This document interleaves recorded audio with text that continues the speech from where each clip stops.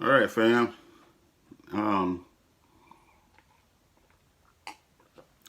One of the bad things about videoing on your phone is you get into a video and then some motherfucker calls and it fucks up your video. Now you can splice it or whatever during production time, but I wanted to just do a straight video straight through. So I'm gonna try this one more time. And otherwise, then if you don't get this one, then you're gonna get the splice.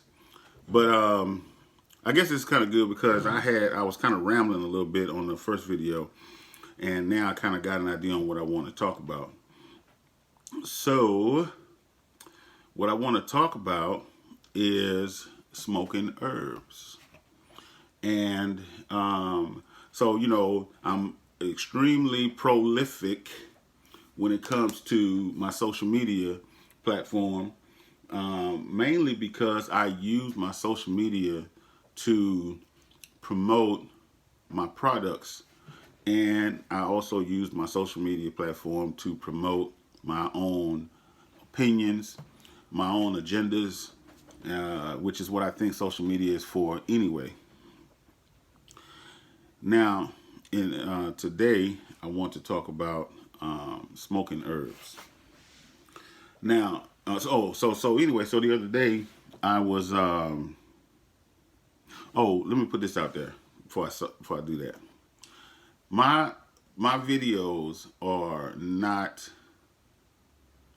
high production videos. I don't have the money for that, and I particularly like the raw shit. Right, I like it when it's raw, more earthy kind of. Um, when you see me in an earthy way. You don't see me with all the production lights. And I actually have the stuff here for that. Um, but I don't know. That's just not how I want to do stuff. But anyway, so smoking herbs. Now, I don't want to really talk about or use this time to talk about Corona because everybody's talking about it and nobody really has a firm foundation on how to fix it. So everybody's in panic mode right now, whether they admit it or not. So I won't do that. But I will, for a moment, speak on it because it's relevant to smoking herbs. So the other day I wrote this post about what does it take to kill a virus, and so as I was googling and reading the papers, basically heat kills a virus, and heat in the context of smoking herbs is relevant. So it takes, according to CDC and according to some of the other papers that I read, 160 degrees will kill a virus. That's pretty interesting.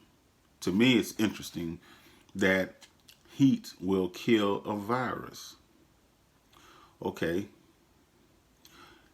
Now, if heat kills a virus, then smoking is probably a good way to get the heat in your lungs, and it's important because that is where an infected person is most affected, is their lungs when it comes to the coronavirus. The coronavirus. Okay, let me back up. So this virus, according to what I've read, is primarily caused by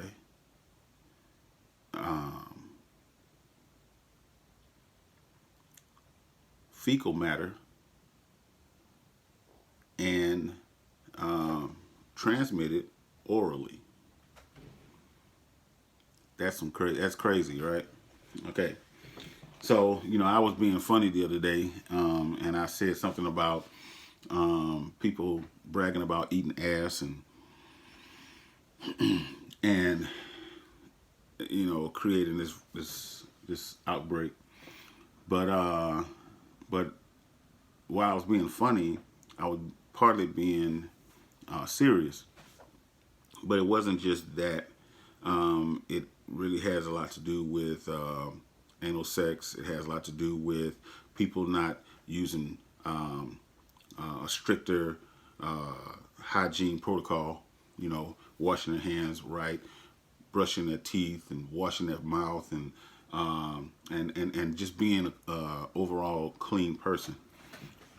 Now, when it comes to anal play or whatever you want to call it, fecal matter is a highly toxic substance, and our body is able to push that toxin out the body without it hurting us if we do it in the way that it was intended to do, and that is just to defecate. The toxins, if we don't defecate, if it remains in our intestines, it creates methane gas. That gas bloats us up, makes us big in the abdomen, and it has adverse effects on our lungs. So the body pushes that solid waste through its tract, through the intestinal tract, pushes it out, and through the anus, goes to the toilet, and it's supposed to go away. That's the natural way we process the toxins in our bodies. But when we have anal play, and by anal play I mean anal sex, oral to anal sex, or when we have poor hygiene protocols, we transfer those toxins orally. We transfer them from the penis. We transfer them through the hands. And so when we don't practice the hygiene. Now, people might say, well, I clean my ass, right? I clean my butt. Well, what you see is one thing. What you don't see is another thing. The anus, by nature, is a toxic region. It's a toxic area, whether it's a visual solid waste or microscopic bacteria, microscopic germs. It is still toxic. So there's no such thing as a sanitized or sterilized or disinfected or whatever you want to call it. There's no such thing as that when it comes to the anus. So when you are having anal sex and you are having anal oral sex, or when you're not using, when you wiping your ass and you're not washing your hands afterwards, you are exposing yourself to a highly toxic environment. And then you go around and you touch things that other people have to touch. So I'm always doing this, right? To my beard. I'm always doing this to my lips or whatever, right? Checking to see. It's just a habit, right? And so not only that, I use my hands to eat. And so if I'm going outside and I pull the trash can from the garage to the street, my hands actually contain the toxins from the trash can handle on my there on my hand. I grab the doorknob. If Angela doesn't wash her hands after she goes to the bathroom, and she went out the door, and I go behind those germs get on my hand. When I shake another person's hand outside, I take my neighbor, he doesn't wash his hands, right? And in the course of the day, he does what he's doing. He doesn't wash his hands. I touch him, touch his hands when I shake him, or grab something out of his garage or whatever the case may be. I'm constantly transferring and receiving germs. If I don't wash my hands when I go grab something to eat, then the food that I have in my hand is also going to have those germs on it.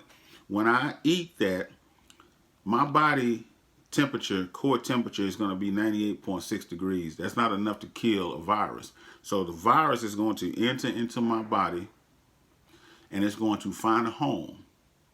And it's going to find a home where it's warm, where it's humid, and it can grow. The lungs is like a tropical forest for living organisms, foreign or localized. And so you got a lot of shit going on in your lungs. All right. So here it is. It goes into your body because you didn't wash your hands. You just went over to homegirl's house. You ate her ass out, whatever, right? You had anal sex with her. You didn't wash your penis off. Whatever. You come home, whatever. You go get some chicken. Let's just say you get some chicken, right? You get a hamburger.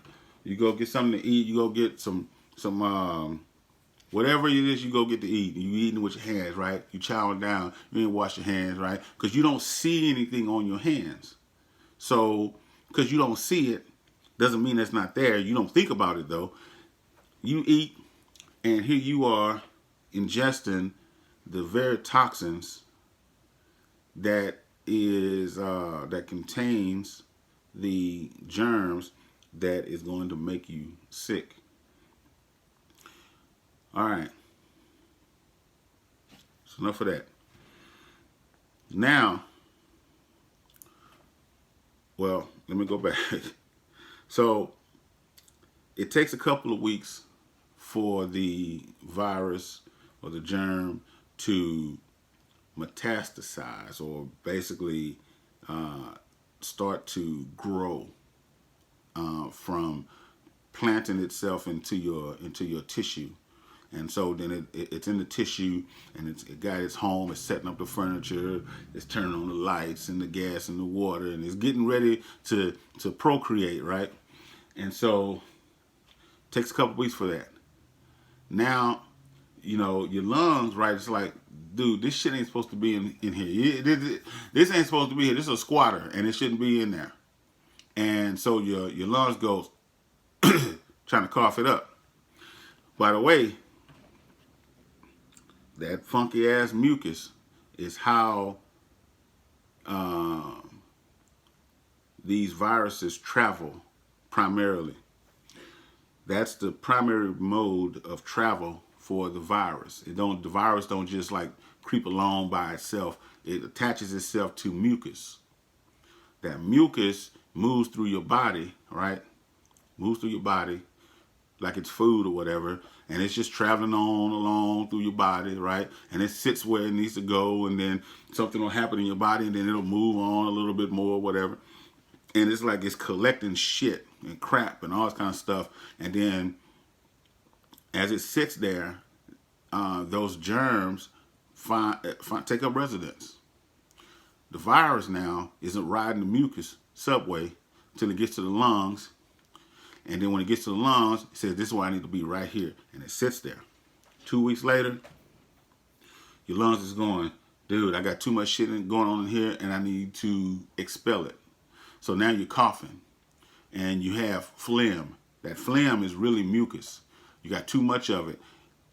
Where your lungs are saying you got too much of it, that it can't handle it, so it needs to come up. So now you got this black shit, this green shit, this clear stuff. Stuff got hair in it and all this kind of stuff like that, because your lungs is taking in all this crap. And so your lungs are trying to expel this stuff. That's an indicator that something ain't right in your lungs. It don't have to be the virus, but it's something ain't right when you're doing a bunch of coughing. So, back to the smoking.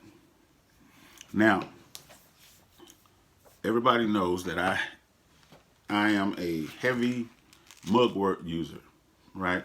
And by mugwort, I use mugwort for astral traveling and lucid dreams. I am very, very big supporter and believer, and I want to say proponent, but I don't think that's an appropriate word. But I am very big on lucid dreams and astral travel and meditation. So I use a lot of mugwort, and I use a lot of Mexican dream herb, which is, and I use them in conjunction, which is Kalia Zacatichi, Mexican dream herb. We'll talk about that later. So anyway, those are the mugwort and the Calizac, the Czac is what I use a lot of to get out of here. But there are more herbs than that to smoke or to use to do different things. So anyway, so here I am now. I am trying to sift through all this information that I'm getting in my personal research to try to understand what coronavirus is. My opinion is just my opinion. It's not something that I'm going to say, you need to listen to what I'm saying. It's just my opinion. I'm not a doctor.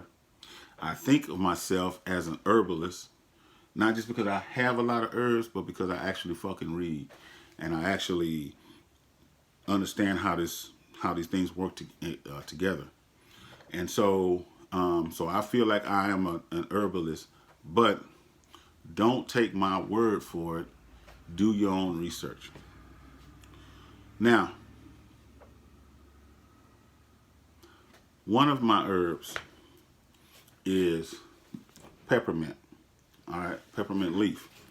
Now, peppermint leaf is going to clean your lungs and improve your respiratory. It's going to stop shit like flatulence. It's going to suppress nausea, vomiting, digestive problems, and gallbladder, stomach aches, liver secretions, anesthetic, colds, fevers, and sinuses. Now, this is some really, really, really, really good stuff, especially when it's in its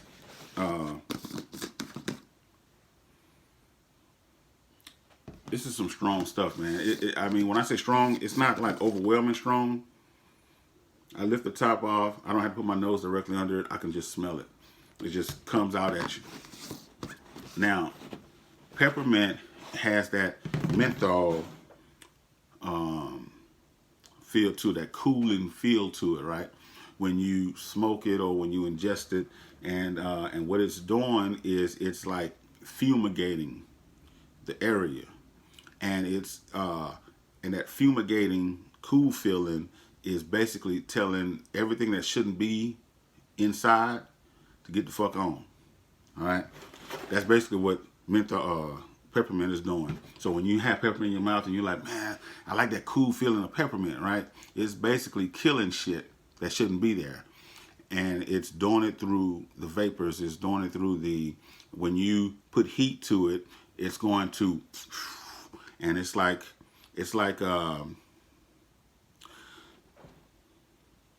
you're not military, most of y'all, so I'm not going to use that. It's like using a really effective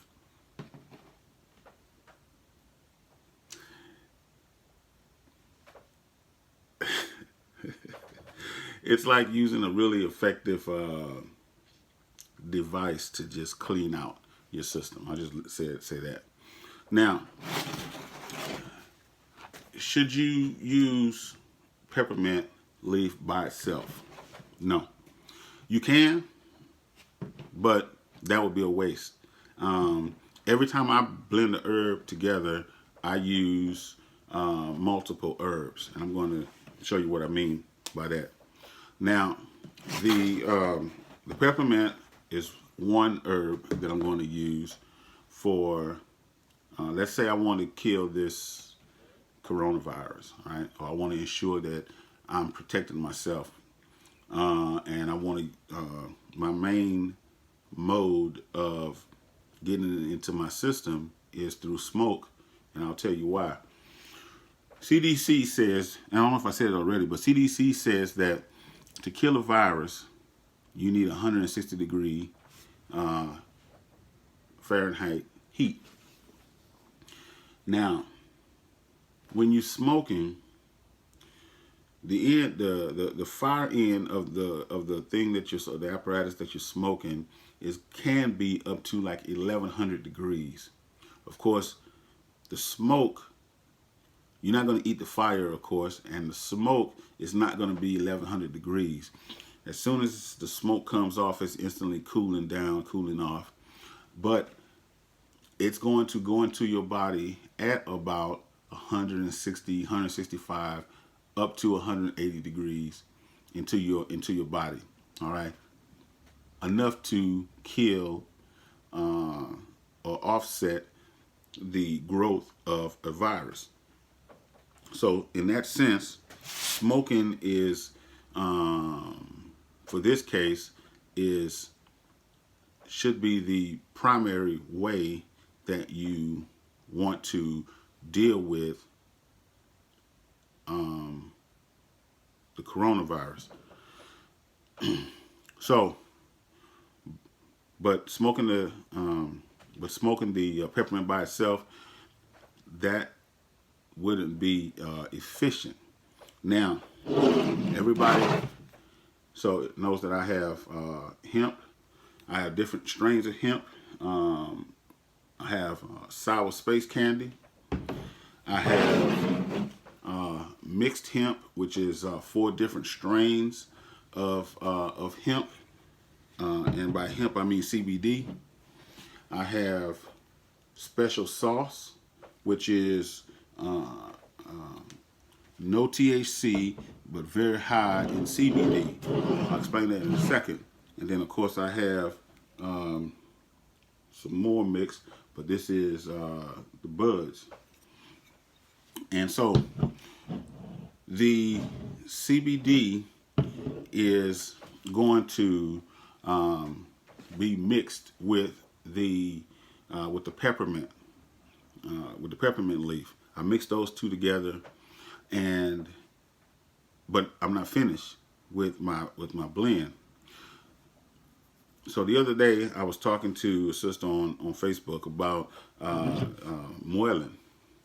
Muelin is a excellent, outstanding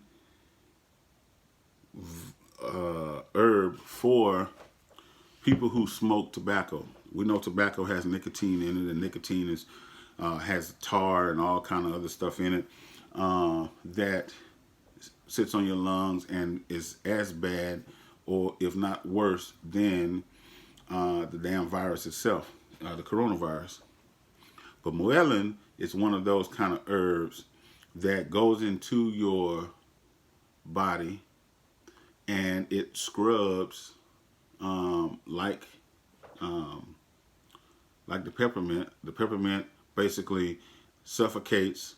The Muelin basically sweeps through your body and pushes all that stuff on out. It just runs it out the door. So if the peppermint doesn't get it, the Muelin's going to go in there and it's going to run them on down.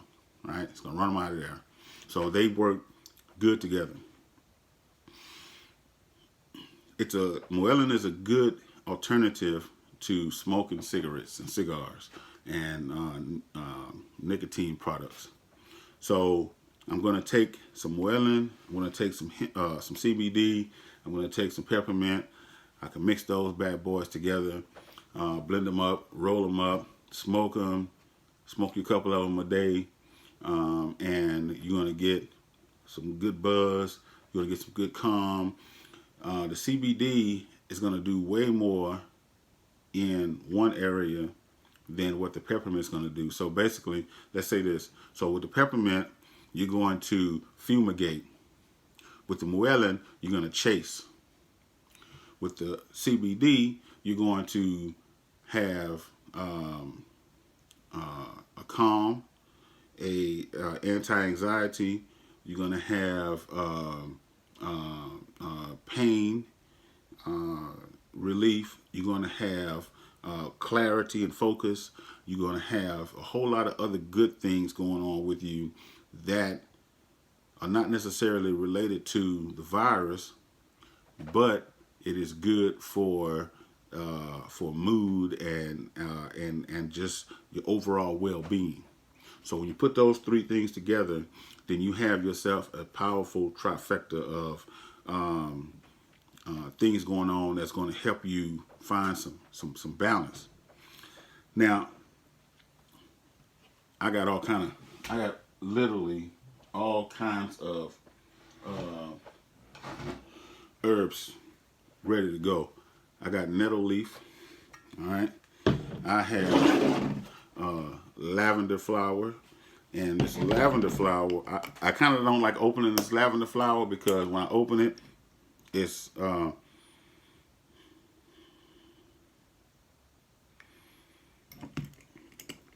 smells girly, and I don't like my lab smelling girly. And I have Damiana leaf, which is a good herb for it's a sexual herb, but it's also another herb that helps you find if you want to astral travel and meditate and whatnot. Lemon balm has some great qualities, not good qualities. They have some great qualities. It's a good cleanser. Also kind of like Moellin, but Moellin, in my opinion, is better than the lemon balm. I have good old elderberry leaf. All right, elderberry. I'm sorry, this ain't elderberry. My bad, man. This is raspberry. So the raspberry is good for gastrointestinal issues. So like if you got mucus in your so we want to clean out the mucus in our lungs, and we want to clean it out in our gut. The raspberry leaf is going to be good for immunity. It's going to be good to clean out the mucus in the gut. It helps you if you're trying to get pregnant. It prevents miscarriages, reduces pain. It's a muscle relaxing, a sedative. It's good for fertility for men and women. And it is good for flu and lowers blood sugar. But I was looking for my elderberry. So now here's the funny thing, right? Here's my elderberry. This is elderberry powder. So I wouldn't put elderberry powder in my smoke, but I got some elderberry around here somewhere. I know I do. And let me say this though. I have.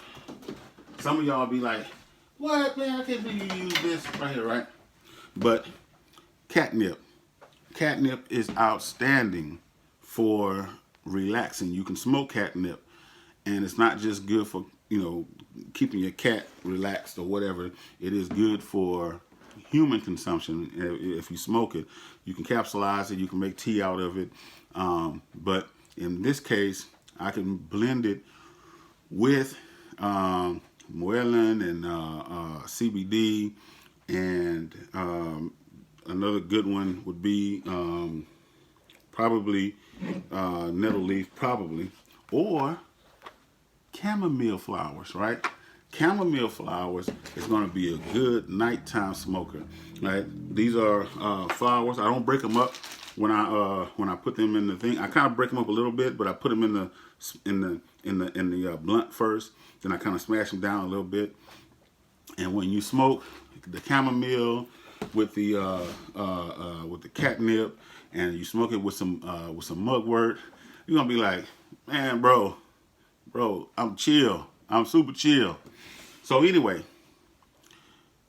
at the end of the day, all of these herbs that I have are going to be a good source or resource to help you protect your lungs from the invading coronavirus, because it is going to be the environment is going to be too hot for the virus to find a home. Now, I'm not saying smoke this shit all day. All right, I sell it all day, but I'm not saying smoke it all day, and it's not necessary to do that. If you're already eating right, and by eating right, I mean not eating things that enable the production of mucus, dairy products, milk, whole milk, skim milk, anything that comes out of the cow, that shit is going to create mucus. Hard meats like beef, lambs, pork, all of those meats is going to, the leftover, the residual is going to leave mucus. Mucus is the vehicle by which these diseases and viruses, not diseases and viruses, but viruses and germs and bacteria travel through the body when they shouldn't be there in the first place. All right. If you don't have mucus in your body, the virus can't move. What happens, excuse me, what happens then is the blood or the fluid or water takes these viruses to the liver, to the kidney, to the pancreas, to the stomach, and it evicts it out and pushes it on out of your system. So you get rid of the mucus, you get rid of the mode of transportation for the viruses, you get rid of the mucus, and you set up an environment in your body where viruses can't live. You're gonna be fine. You absolutely gonna be fine. Again, don't take my word for it. Do your own research, and I guarantee you, if you do your own research, you're gonna come up with the same conclusion that I've come up with. Now, maybe next time we'll talk about uva ursi. Now, the uva ursi is more for digestion, so it's not relevant to what we're talking about right now. And of course, my favorite, or another favorite, is chacruna mixed with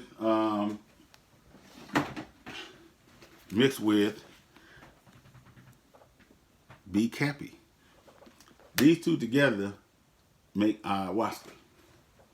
All right, we'll talk about ayahuasca another time, I promise. So anyway, peace and blessings. I hope this helped or clarified some things.